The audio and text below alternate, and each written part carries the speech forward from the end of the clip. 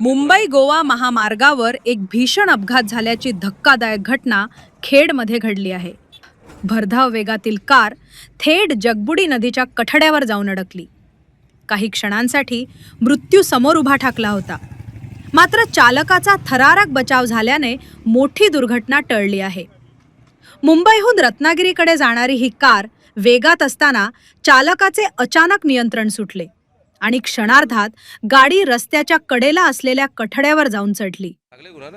अपघात इतका भीषण होता की कारचा पुढील भाग पूर्णपणे चेंदामेंदा झाला आणि गाडी अक्षरशः नदीकाठी लटकलेल्या अवस्थेत अडकली. घटनेनंतर परिसरात एकच खळबळ उडाली.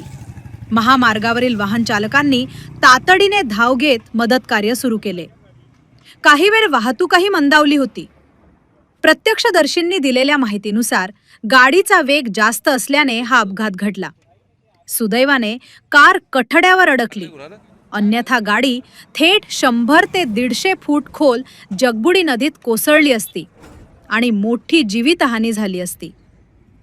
या घटनेमुळे पुन्हा एकदा महामार्गावरील वेग मर्यादा आणि सुरक्षिततेचा प्रश्न ऐरणीवर आला आहे. दरम्यान खेड पोलिसांनी घटनास्थळी धाव घेत तपास सुरू केला आहे.